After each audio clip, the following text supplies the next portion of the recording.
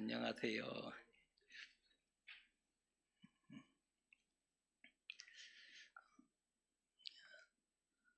사랑하는 것을 잃거나 빼앗기면 슬프고 아프죠. 사랑한 것을 잃으면 슬프고 아파요. 만일 잃어버리고도 빼앗기고도 아무렇지 않고 아프지 않다면 사랑하지 않은 거예요. 잃어지고 빼앗겼는데 아무렇지 않아요. 그거는 사랑한 게 아니라는 거죠. 오늘 예레미야는 가장 큰 슬픔의 무게를 느끼고 있어요. 그만큼 사랑했고 그만큼 좋아했다는 건데, 오늘 예레미야는 가장 큰 슬픔의 무게를 느끼고 있습니다. 그는 예루살렘의 멸망과 성전의 파괴를 목도하며 크게 슬퍼합니다. 사랑하는 하나님의 성 예루살렘이 무너졌어요. 하나님의 성전이 파괴되었습니다. 이방인에 의해서. 이게 너무 크고 슬픈 나머지 그가 노래를 부릅니다. 애가인데요. 예레미야가 부른 5개의 애가가 모아져서 예레미야 애가로 이렇게 묶여지죠. 예레미야 애가는 5장인데 예레미야가 부른 5개의 슬픔의 노래, 5개의 애가, 이게 예레미야 애가 이렇게 5장으로 묶여져 있습니다.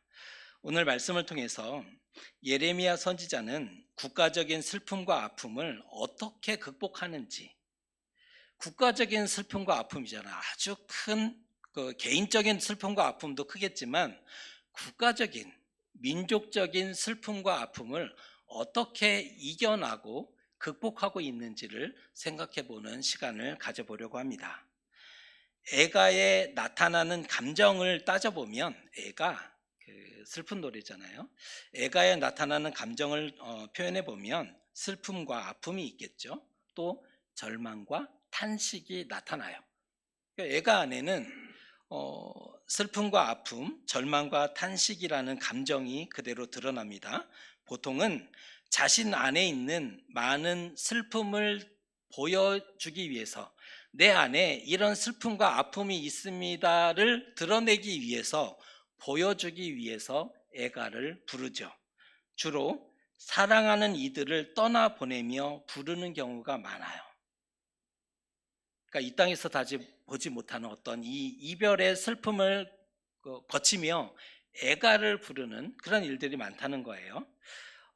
그래서 부를수록 눈물을 더 많이 흘리게 돼요. 애가는 특성상 부를수록 더 많은 눈물을 흘리게 만들어줘요. 공감하게 되면 그 자리에 있는 사람들도 함께 눈물을 흘리게 만들어줘요. 왜요? 애가는 원래 그래요. 그 슬픔을 함께 공유합니다. 그리고 아파하죠. 애가는 부를수록 눈물을 더 많이 흘리게 해주는 특성이 있어요. 그러면 예레미야 애가도 그러한가? 어떻게 생각하세요? 같은 애가인데 예레미야 애가도 그러한가? 하지만 예레미야 애가는 방향이 다른 것을 보게 돼요. 이 방향이 달라요. 슬픔을 노래한 것은 맞아요. 애가니까 슬픔을 노래하는 것은 맞으나 그 자체가 하나님 앞에 서는 기도라는 거죠. 애가와 예레미야 애가는 방향이 달라요.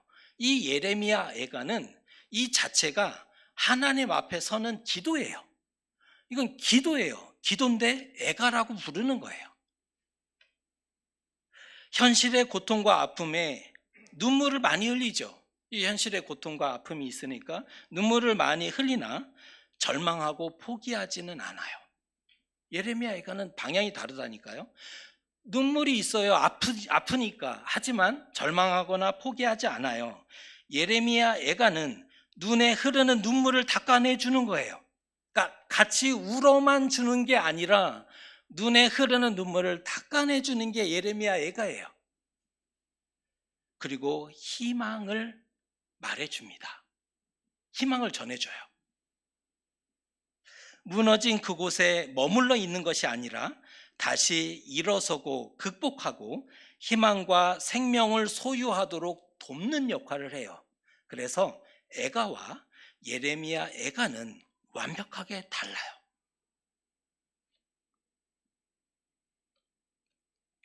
예레미야 애가를 성공적으로 읽어낸다면, 예레미야 애가를 통과한다면 하나님께 돌아가고 희망과 생명으로 걸어가야 합니다. 예레미야 애가를 다 읽어냈어요. 통과했어요. 우리가 한 주간 내내 굉장히 슬픔의 마음을 가지고 왜 이렇게 됐을까? 안타까움의 마음을 가지고 예레미야 애가를 읽어왔는데, 예레미야 애가를 통과하면 하나님께 돌아가는 결과가 나와야 되는 거예요. 그리고 희망과 생명으로 걸어갈 수 있어야 된다는 거예요. 노래를 불러야 한다면, 우리가 노래를 좋아하죠. 노래방 가는 거 굉장히 좋아해요. 노래방 가면 그렇게 열심히 부르는데 교회 와서는 거의 침묵하는 이런 형태가 나타나지만, 우리가 노래를 불러야 한다면 애가를 불러야 하지 않습니까? 왜냐하면 희망의 노래이기 때문이죠. 소망 없는 노래를 목 놓아 부르는 게 아니라 예레미야 애가는 희망의 노래이기 때문에 우리가 불러야 한다면 이 애가를 목청 높여서 불러야 한다는 거예요. 몇 가지 중요한, 우리가 묵상하면서 중요한 통찰을 깨닫게 되는데, 먼저 첫 번째는 예루살렘의 멸망이 죄와 불순종의 결과임을 인정하고 있어요. 사실 죄를 인정한다는 거 쉽지 않은데, 예레미야 애가에 나타나는 중요한 통찰이 뭐냐면 이 모든 심판이 나 때문이다 라고 얘기를 하고 있다는 거예요.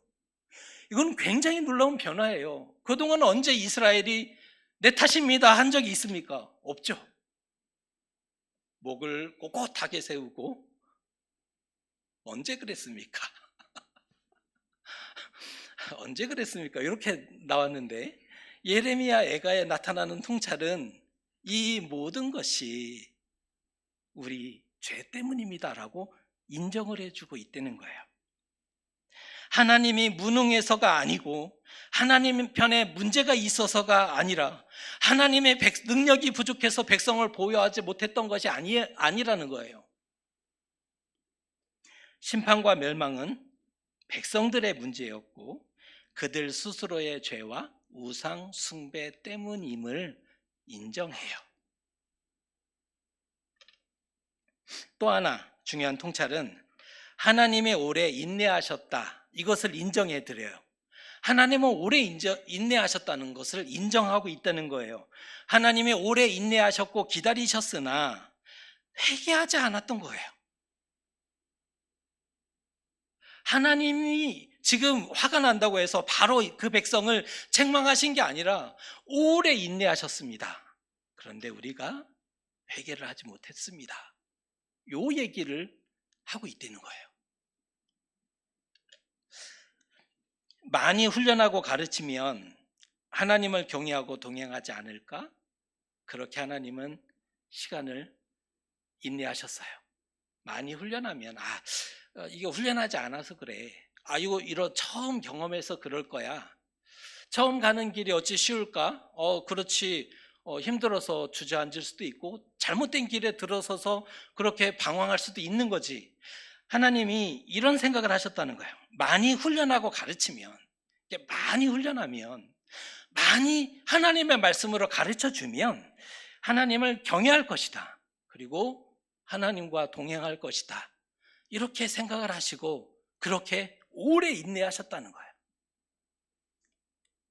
그래서 하나님이 선택한 방식이 뭐예요? 선지자들을 보내셨죠. 길을 잘못 찾아 다른 길을 갈 때 선지자들을 보내시는 것을 선택을 하십니다. 그들을 책망하는 거예요. 돌아오라, 돌이키라. 그 죄악된 길에서 돌이키라라고 책망하셨어요. 하지만 오래 참고 기다리셨음에도 백성들은 돌아오지 않았어요. 틈만 나면 죄를 짓고, 틈만 나면 교만하고, 틈만 나면 약자를 괴롭혀요. 입에 사탕을 물고 있는데 그것을 뺏어다가 자기가 먹어요. 좋아 보이는 것은 내 거, 이게 괜찮아 보이는 거 내 거. 이스라엘이 무엇에 열심을 했냐면 죄를 짓는 것과 교만한 것과 약자들을 괴롭히는 것에 모든 에너지를 쏟아요. 하나님이 오래 기다리셨는데. 그리고 또 하나, 우상을 열정적으로 찾아가고 예배하죠. 이상한 점은 이스라엘을 구원한 자가 누구냐? 정답이 있죠. 이스라엘을 구원한 자가 누구냐? 이스라엘을 누가 택하셨고, 누가 구원하셨고, 누가 약속의 땅을 주셨으며, 누가 보호했는가? 하나님인데, 하나님 빼고는 다 해요. 하나님을 찾는 것 빼고는 다 열심히 해요. 죄를 짓는 것도 열심히 하고, 우상을 섬기는 것도 열심히 하고, 가난한 자들을 착취하고 약탈하고 괴롭히는 것을 열심히 해요. 하나님 찾는 거는 빼고. 그럼에도 하나님은 이스라엘에, 특별히 남유다에 선한 왕을 세워주세요. 선한 왕을 세워주세요. 선한 왕이 있으면 영향력이 있기 때문에 나라를 바르게 신앙으로 돌이키는 경우들이 많았죠. 우리가 기억나는 선한 왕들이 누구예요? 다윗과, 물론 실수도 있었지만 다윗도 있고 솔로몬도 있고 히스기야도 있고 요시야 왕도 있고 종교개혁을 일으켰던 그런 선한 왕들이 있죠. 하나님은 기대를 가지고 선한 왕을 세워주세요. 개혁도 하고 새롭게 하지만, 근데 매번 그때뿐이에요. 왕이 바뀌면 다시 돌아가요, 죄로. 금세 다른 신을 섬기고 악행을 저질러 버리죠. 계속해서 하나님은 선지자들을 보내도 회개와 순종은커녕 선지자를 죽이고 듣지 않아요. 귀를 막는 것을 선택을 하네요. 선지자들을 하나님이 보내면 이스라엘은 무엇을 선택하냐면 귀를 막아버리는 거예요. 귀를 막는 것을 선택을 해요. 그들의 행태에 대해서 신약에 예수께서 이 구약의 이스라엘의 행태에 대해서 가장 압축적으로 요약해서 한탄하시는 말씀이 누가복음 13장 34절과 35절의 말씀입니다. 예수님이 한탄하시는 말씀을 들어보세요. 예루살렘아 예루살렘아 선지자들을 죽이고 내게 파송된 자들을 돌로 치는 자여, 암탉이 제 새끼를 날개 아래에 모음같이 내가 너희의 자녀를 모으려 한 일이 몇 번이냐. 그러나 너희가 원하지 아니하였도다. 보라 너희 집이 황폐하여 버린 바 되리라.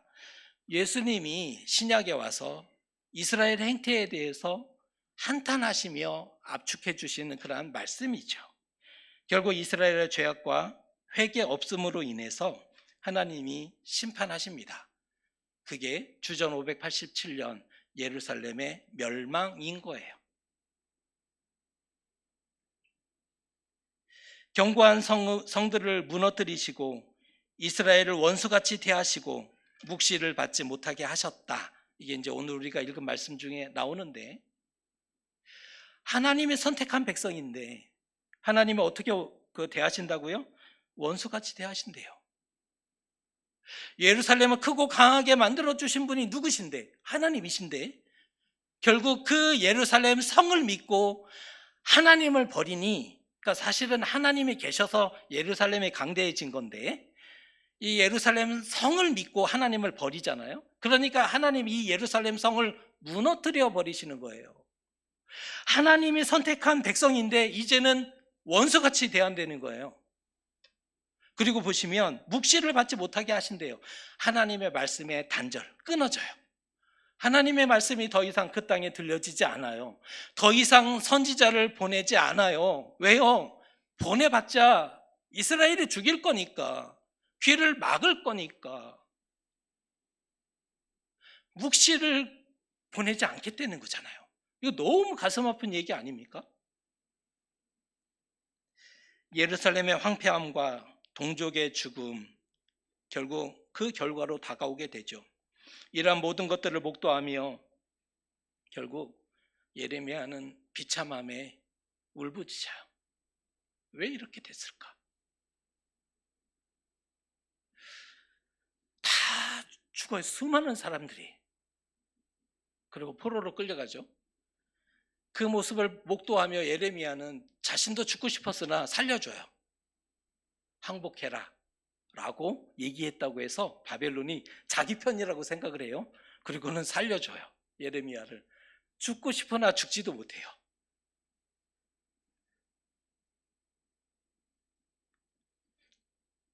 예레미야가 울부짖죠. 어떤 내용이에요? 백성의 죄가 이 모든 화의 원인이다. 이것을 정확하게 인정을 하고 있고, 기다리시는 하나님께로 이제라도 돌아가자라고 촉구합니다. 다 무너졌고 다 끝났어요. 그 멸망의 시대, 포로기 시대에 희망을 얘기하는 사람이 없었어요. 근데 예레미야가 이거는 우리의 죄 때문입니다를 인정하면서 이제라도 하나님께로 돌아가자라고 촉구하는 거예요. 예레미야의 말을 들어보십시오. 애가 3장 22절과 23절의 말씀입니다. 여호와의 인자와 국률이 무궁하심으로 우리가 진멸되지 아니함이니이다. 이것들이 아침마다 새로우니 주의 성실하심이 크시도소이다. 아멘. 그가 얘기합니다. 이제 남은 건 다시 하나님께로 돌아가는 것입니다. 다 끝났습니다. 이걸 인정해요. 다 끝났습니다. 이제 남은 건 우리가 다시 여호와께로 돌아가는 것입니다. 왜냐하면 여호와는 인자와 긍휼이 무궁하시니, 그 인자와 긍휼이 무궁하신 분이니 이제라도 여호와께로 돌아가십시다 라고 눈물로 호소하고 있는 거죠. 심판과 진노로 인해 예루살렘이 멸망했고 무너졌어요. 하지만 멸망과 죽음이 하나님의 최종 판결이 아니라는 거예요. 심판의 결과로 멸망했고 수많은 사람들이 죽었으나 그것이 하나님의 최종 판결이 아니라는 거예요. 회개와 구원이 있다면, 회개가 있다면 하나님의 구원도 있겠죠. 그러니 끝이 아니라는 얘기를 해주고 있는 거예요. 예레미야는 끝이 아닙니다. 끝이 아닙니다. 눈에 보여지는 이 현상은 끝으로 보여지고 다 이제는 더 이상 돌 위에 돌 하나도 남지 않은 먼지가 되었으나 끝이 아닙니다를 얘기해주고 있는 거예요. 회개가 있다면 구원도 있을 겁니다. 누군가는 그때 포기와 죽음을 선택할지 모릅니다. 하나님 살아계시냐? 왜요? 이때 실제로 수많은 사람들이 떠나가요. 그런 신은 믿을 필요가 없다. 봤더니 바벨론의 신이 더 크고 위대하더라. 나는 바벨론으로 갈 거야. 바벨론 신을 선택하는 사람도 있었어요. 이 하나님은 보잘것없는 신으로 지금 증명이 났잖아요. 전쟁에서 패했기 때문에. 이런 신을 의지한 내가 바보다라고 과감하게 버리고 떠나는 사람들이 많았어요. 그동안에도 제대로 믿은 적도 없었지만, 그러나 하나님이 원하신 것은 그것이 아니죠. 심판과 진노가 있었지만 돌이키고 회개하면 운명을 바꿀 수 있어요. 운명일지라도. 지금은 우리가 운명이라는 단어를 쉽게 얘기하지만 불과 얼마 전까지만 해도 운명이면 끝인 거예요. 종으로 태어났는데 그 운명이면 끝인 거예요. 이건 어떻게 본인이 똑똑하고 노력하고 열심히 살아가면 뭔가를 해보고, 이게 아니에요. 우리 시대의 운명이라는 단어가 너무 가벼워졌지만 불과 얼마 전까지만 해도 운명은 바꿀 수 없는 거잖아요. 이걸 어떻게 바꿔요? 그러나 하나님은 말씀하시는 거예요. 돌이키고 회개하면 운명일지라도 바꿀 수가 있다. 하나님이 원하시는 것은 자기 백성의 구원과 회복이죠. 하나님이 원하시는 것은 자기 백성의 구원과 회복이라는 거예요. 사람이 회개의 행동으로 응답할 때 하나님이 받으시고 기뻐하세요. 회개의 행동으로 응답할 때. 회개는 여러분이 너무 거창하게 인식을 하시다 보니까 회개 굉장히 어렵게 생각하시는데, 변하고 싶다, 이게 회개예요. 회개의 정의는 변하고 싶다는 이 마음이에요. 돌이키겠다, 이게 이대로는 아닌 것 같아, 이대로는 아니야, 이 변하고 싶은 이 마음의 회개고요. 살고 싶다라는 영적인 표현인 거예요. 이 회개는 가장 영적인 표현인데 어떤 의미에서 영적인 표현이에요? 살고 싶다를 얘기하고 있는 거잖아요. 변하고 싶다, 살고 싶다, 이건 아니다. 그런 의미에서 가장 영적인 표현이 될 수 있는 거죠.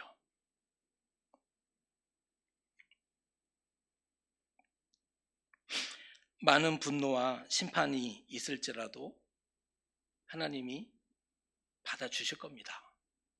용서를, 구원을, 회복을 열어 주실 겁니다. 타는 목마름과 갈증이 있으신 분이 있으실 거예요. 예, 목마르다. 분명히 물을 마시면서도 목마르다 그래요. 그리스도인들은 그 두 가지 의미가 달라요. 목이 마를 때의 마름과 내가 목마르다는 다른 거죠. 우리 타는 목마름 가운데 있고 갈증이 있으시다면 혹시 손에 있는 죄를 씻고 여호와께로 돌아가셔야 합니다. 손에 있는 죄를 인정해야 돼요. 큰 것만 회개하면 되지. 아니요. 크든 작든 손에 있는 것을 해결해야 합니다. 그리고 여호와께로 돌아가야 하는 거죠.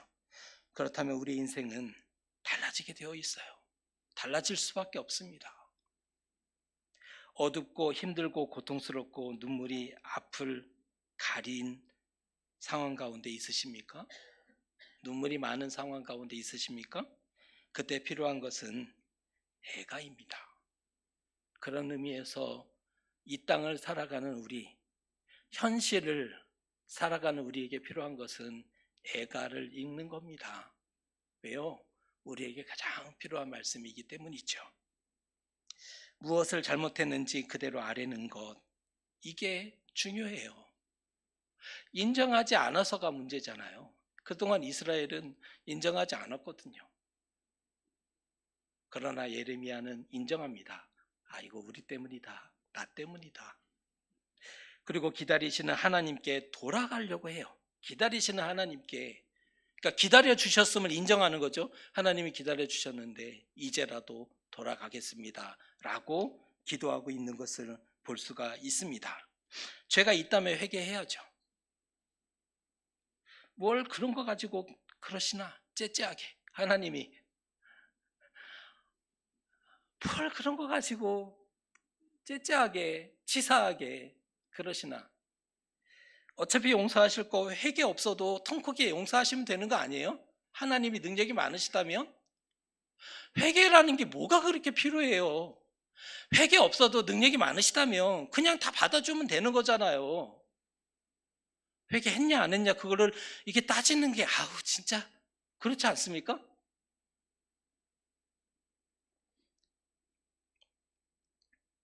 우리는 그렇게 살아오셨어요? 하나님 편에는 그렇게 요구하는 우리인데 우리는 그렇게 삶을 살아오셨습니까? 미안하다 누가 사과하면 받아주셨어요? 진짜 사과는 그 이전보다 더 좋은 상황으로 돌아가는 거죠. 그냥 어쩔 수 없이 알았어. 아, 그래 됐다고 해. 받아줄게. 이게 사과가 아니라 이전의 상황보다 더 좋은 모습으로 돌아가는 게 진짜 사과일 텐데 통 크게 용서하고 화해하신 적 있으세요? 싸우고 서로 그러기 쉽지 않죠. 불가능합니다. 어쩌면 사람은 잘 안 되죠. 우리는 요만한 것 가지고도 죽자고 싸워요. 세계 평화를 위해서 목숨 걸고 그런 걸로는 크게 이렇게 논쟁이 되지 않아요.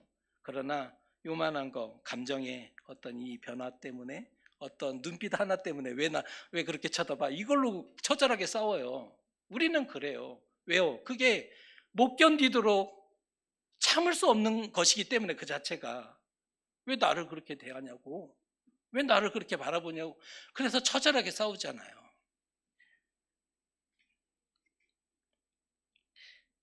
다른 사람을 몰라도 우리가 하나님께 뭐 그런 걸 가지고 그러세요 라고 요구할 수는 없는 거죠.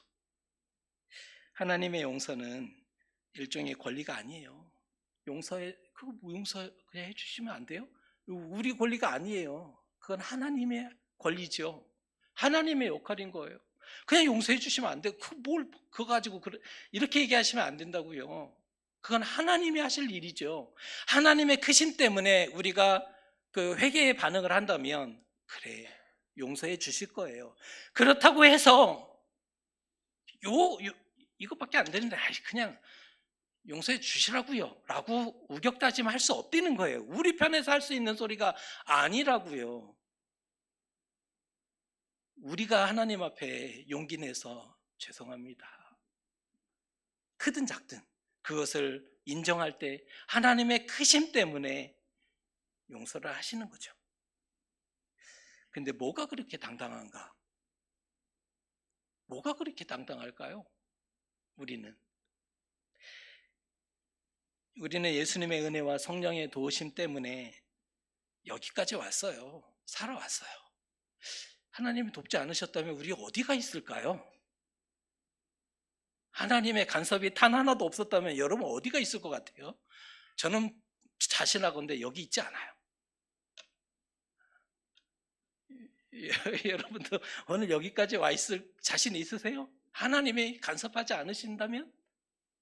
우리는 하나님의 은혜와 도심 때문에 살아왔고 여기에 온 거예요. 이게 물론 뭐 이렇게 자랑스럽지는 않을 수 모르지만 여기까지 잘 걸어왔다고요. 하나님의 은혜로. 그런데 표정이 왜 그러세요? 표정이 왜 그러세요? 은혜로 살아왔는데 불만스러운 모습이 가득해요. 예, 불만스러워요. 왜? 하나님 공정하지 못해. 이 마음이 있고요. 내 기도를 잘 들어주지 않는 것 같아. 있으시죠? 누구는 옆에는 막 기도 응답 받고 이런 얘기를 들으면 질투가 나거든요. 내 기도는 들은 척도 안 하는 것 같은데 뭐 누군가는 막 응답 받았다 그러고 감사하다 그러고 막 감사 나눔한다 그러고, 야, 나 어떻게 때로는 배도 아파요. 야, 나는 어떻게 그러실 수 있을까? 내가 얼마나 눈물로 기도했는데, 얼마나 기다렸는데 내 진심과 이 믿음을 못 알아주시는 거 아니야? 이런 마음이 있다고요. 그렇게 계속 고난당하고 불평해요. 그렇게 계속 힘들어하고 불평해요. 그리고 이게 악순환돼요. 현재 우리의 상태입니다. 서운한 게 많아요. 하나님께. 다른 말로 하면 행복하지 않은 거죠. 유다민들도 마찬가지예요. 지금 멸망을 경험한 유다민들도 마찬가지예요. 선민이라 늘 당당했어요. 그리고 목도 뻣뻣하게 괜찮았어요. 지금까지는. 은혜와 기적도 누구보다 많이 본 백성들이죠. 은혜와 기적을 누구보다 많이 경험한 백성이었어요. 지금까지는. 그런데 나라가 갑자기 멸망해요. 그리고 포로 돼요. 이 일을 어찌하면 좋겠습니까? 당황스럽기도 하고. 그런데 하나님이 성전을 치고 헐지 않으셨어도 죄와 우상으로 인해서 이미 무너지고 또 황폐하게 된 것 아닙니까? 황금의 성전이 지금 세워져 있지만 외적으로는 하나님의 성전을 치지 않으셨어도 이미 그것은 하나님의 성전이 아니죠. 이미 다 무너지고 황폐하게 된 거예요. 외적인 거 하나, 껍데기 하나 남았을 뿐이죠. 만일 우리 안에 믿음과 신앙이 왜곡되었다면, 우리 안에 믿음과 신앙이 왜곡되어 있다면 표면적으로는 이렇게 예배 나와서 예배하고 막 성경도 들고 다니고 표면적으로는 그리스도인처럼 보여요. 그렇지만 이미 무너지고 황폐하게 된 거죠. 그리스도인 아니에요. 하나님을 믿는 사람 아니에요. 살려면 고쳐야 되죠. 수술이 필요해요. 하나님이 선택하신 방식은 포로입니다.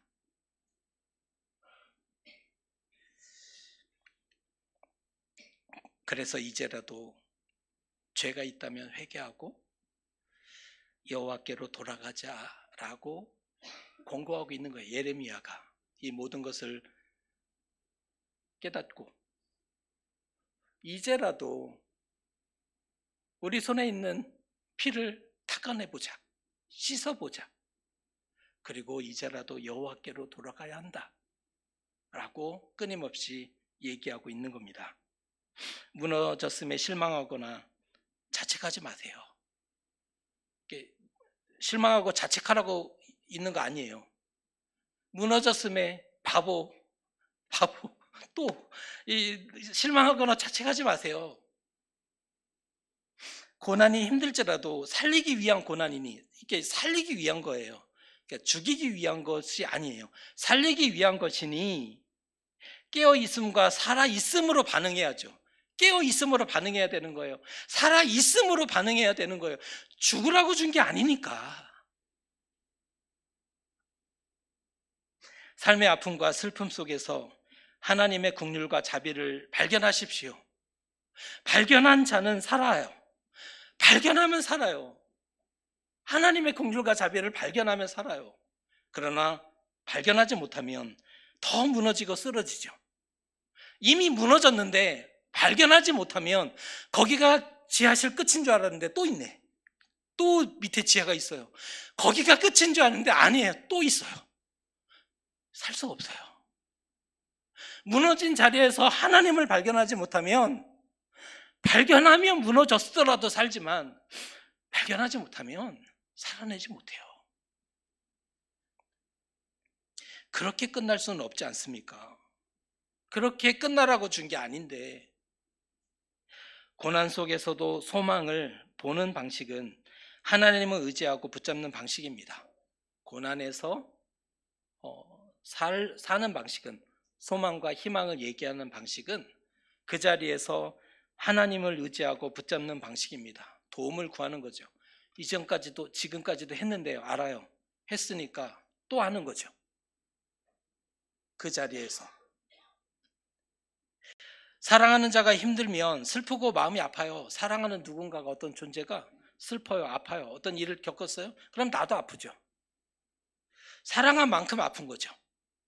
선지자의 애가가 그것을 증명해 줘요. 오늘 예레미야 선지자의 애가가 나라 민족을 어떻게 사랑했는지를 절절하게 보여주는 그러한 표현들이 가득해요. 그런데 하나님의 애가가 있다는 사실도 아십니까? 예레미야 애가가 우리 손에 있으니까 예레미야 애가가 있다는 거 알지만 하나님의 애가가 있다는 사실도 아십니까? 옛날 드라마를 보면서 감동을 받은 게 있는데, 아프냐? 나도 아프다. 이게 하나님의 애가에 가득한 목소리예요. 맞잖아요. 가만히 생각해 보세요. 아프냐? 내가 더 아프다. 하나님이 우리에게 고난을 주시고 네 일이니 네가 알아서 해결해. 네 죄자. 그리고 발 뻗고 주무실 것 같아요? 그게 불가능하죠. 여호와이시기 때문에 불가능한 거예요. 그냥 같이 아파해야 되고요. 같이 고통스러워야 되고요. 같이 해결하지 못하는 이 아픔 가운데 놓일 수밖에 없는 거잖아요. 우리가 망하고 죽는 것이 하나님의 본심이 아니에요. 우리 요건 놓치지 마셨으면 좋겠어요. 망하고 죽는 것이 하나님의 본심이 아니라는 거예요. 유다를 딸처럼 여기셨음에, 오늘 성경에서 우리가 여러 가지 단어들이 있지만 눈에 띄는 단어가 딸입니다. 시온 딸, 유다 딸, 이런 표현들이 계속 나와요. 유다를 딸처럼 여기셨어요. 하나님이 딸처럼 여기셨으니 버릴 수 없고 버리지 못하는 거예요. 자식인데, 이게 오늘은 부모로 비유되어 있는 거죠. 낳았는데 딸이거든 어떻게 버릴 수 있느냐는 거예요. 지금 이걸 반문하는 거죠. 딸로 낳았는데 어떻게 버리겠냐는 거예요. 버릴 수 없고 버리지 못해요. 버릴 수도 없고 버리지도 못하는 그 모습이 하나님이 그것을 우리에게 애가로 보여주고 있는 거예요. 시련과 고통과 아픔을 이기고 살아야죠. 이게 어떻게든 이거를 참아내고 견뎌야 되는 거예요. 어떻게든 이 시련을, 이 아픔을, 이 터널 안에 들어가 버린 것이 끝이 아니라 반대쪽으로 뚫고 나와야 되는 거잖아요. 비록 길 수도 있어요. 언제가 끝이지 모를 수도 있어요. 왜냐하면 우리가 미래를 알 수 없으니까. 그러나 들어갔어요. 갔지만 끝이 있다는 것을 포기하지 말고 기도하고 인내하고 견뎌내야 된다는 거예요.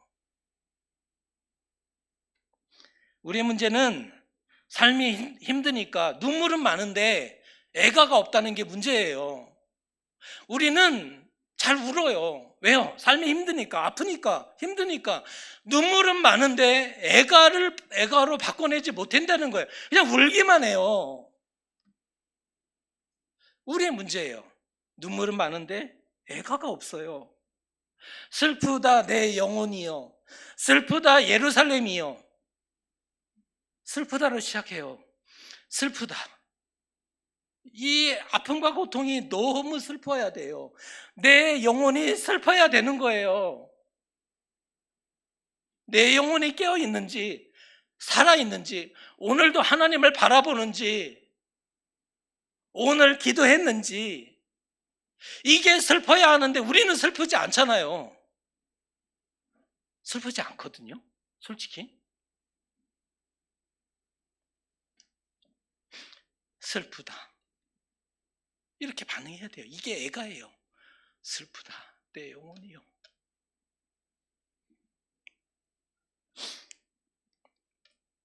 애가를 부르십시다. 우리에게 필요한 것은 눈물이 아니라 애가예요. 그 자리에 머물러 있는 눈물이 아니라 애가를 불러야 이 자리를 딛고 일어서요. 하나님이라는, 지금 밑이 없기 때문에 하나님을 그 기초석으로 해서 디딤돌로 해서 일어서는 거예요. 삶이 힘겹고 짐이 무거울수록 애가를 불러내셨으면 좋겠습니다. 목 놓아 부르십시오. 애가를, 기도를 목 놓아 부르셔야 합니다. 끝날 때까지 끝난 게 아니죠. 아직 끝나지 않았어요. 우리가 살아낼 삶이 있다고요. 걸어가야 할 삶이 있는 거예요. 우리 모두는.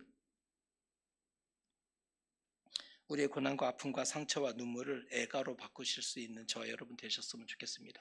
고난이 많을수록 애가로 바꿔내십시오. 애가를 많이 부를수록 하나님을 가까이 만날 수 있고요. 그리고 눈물 흘리는 옆에 형제와 자매의 눈물을 닦아줄 수 있어요. 울기만 해서는 안 됩니다. 애가로 바꿔내셔야 돼요. 인정하고 돌아가는 것 두 가지. 애가는 뭐예요? 인정해야 돼. 인정. 아, 내 탓이다. 옆에서 울면 뭐라고 해야 된다고요? 아, 내 탓이다. 아, 내가 더 잘 돌보지 못했고 기도하지 않아서다. 아, 내 탓이다. 가족은 그래야 되잖아요. 가족은. 신앙 공동체 가족이라 그러면 아, 이거 내 탓이다. 이거 내 탓인 거죠. 그래 여호와께 돌아가도록 권면하고 돕고 기도하고 응원하고 마침내 하나님으로 인해 우리도 살게 되시는 저와 여러분 되시기를 주님의 이름으로 축복합니다. 기도하겠습니다. 예레미야는 국가적인 슬픔과 아픔을 애가로 노래하였습니다. 우리도